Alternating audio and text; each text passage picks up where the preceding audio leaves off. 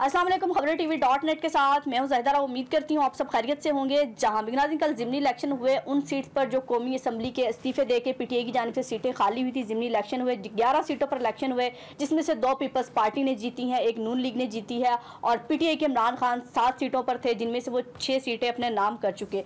तो एक अच्छी बात है जमहूरियत में कि हार और जीत को कबूल किया दोनों पार्टियों ने। जहां से वो हारे उन्होंने नहीं कहा शुक्र है इस बार के धांधली हुई, और दूसरी जानिब दूसरी पार्टियों ने भी नहीं कहा कि धांधली हुई है, बल्कि अपने इलेक्शन के रिजल्ट को कबूल किया, चाहे वो आबिद अली शेर हों या फिर महर कुरैशी हों।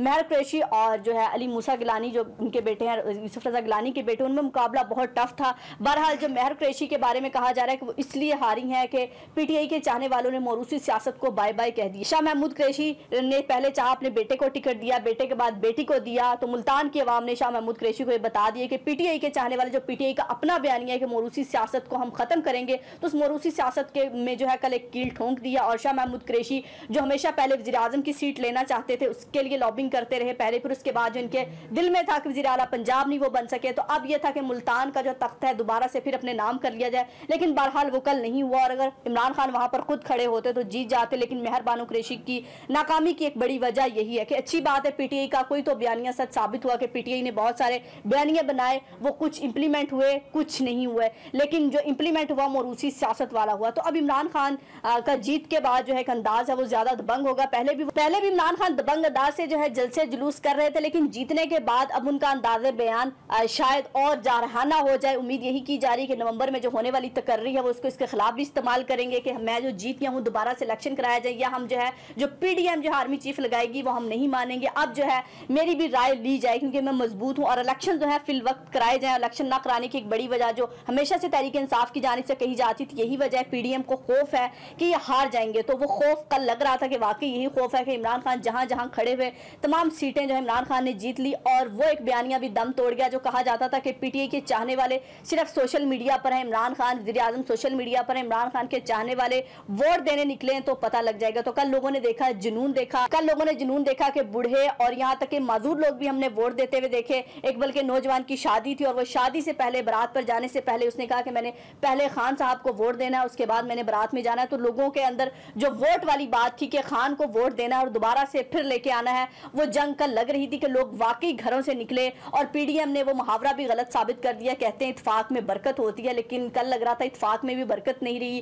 कि जो है सारी जमातों को अपनी अपनी थी। पीपल्स पार्टी ने फिर 2 सीटें निकाली हैं, लेकिन नून लीग की सियासत कहीं ना कहीं, जो नून लीग की सियासत को लोग मानते थे, जो सहाफ़ी कहते थे कि नून लीग की सियासत जैसी कोई सियासत नहीं हो सकती, उन्होंने भी आज अपना बयानिया बदल दिया। बल्कि ये कहा है कि मरियम नवाज की जो टाइमिंग थी लंदन जाने की वो बहुत गलत थी। नून लीग अपना बयानिया कमजोर कर चुकी है।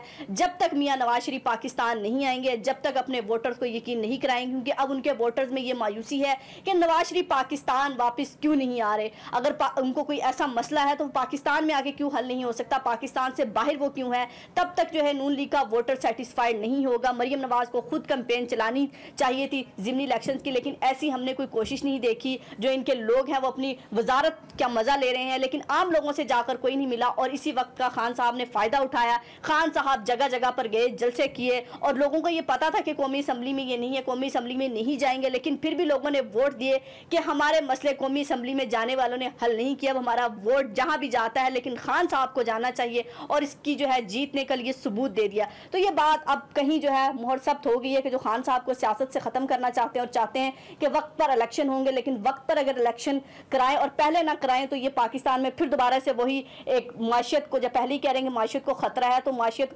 ज़िमनी इलेक्शंस के बारे में भी कहा जा रहा था कि ये वक्त का ज़िया हो और माशियत को जो है तबाही की तरफ लेके जाया जाएगा। हमारी माशियत इस टाइम इजाज़त नहीं दे रही कि हम ज़िमनी इलेक्शन कराएं, एक ही बार जो है इलेक्शन कराए जाएंगे, तो वाकई नहीं कराने चाहिए थे। फिर ज़िमनी इलेक्शन एक ही बार सारे इलेक्शन करा लिए जाते, तो फिर वही खौफ है कि दोबारा से जो है पाकिस्तान की आवाम इन लोगों को नहीं, दोबारा से फिर वही खौफ है कि पाकिस्तान के लोग जो है इन लोगों को दोबारा वोट नहीं देंगे, दोबारा ये चेहरे नहीं देखेंगे। और इमरान खान का बयानिया इस टाइम बिक नहीं रहा बल्कि बिक चुका है। अब उसके खिलाफ जितनी मर्जी ममनुआ फंडिंग मैसेज आ जाए, उसकी कोई कॉल लीक कर दी जाए, कोई अवाम को फ़र्क नहीं पड़ रहा। अब फ़र्क तो इसी पड़ रहा है कि जुनून ये है कि इमरान खान को दोबारा से वज़ीर आज़म बनाना है। अब देखते हैं कि वज़ीर आज़म के तख्त पे दोबारा इमरान खान को ये अवाम का जुनून बिठा पाता है या नहीं बिठा पाता। अब वाकई कुछ PTI के लोग भी अब ये कह रहे हैं कि जमहूरियत है, कि कल जो है जमहूरियत की जीत हुई है, तो मेरा ख्याल है कि जब भी कोई पार्टी जीतती है वो यही कहती है जमहूरियत, और जब भी कोई पार्टी हारती है तो वो यही कहती है कि जमहूरियत नहीं है बल्कि धांधली हुई है। तो जिस तरह कल पार्टियों ने हार और जीत को कबूल किया खुले दिल से,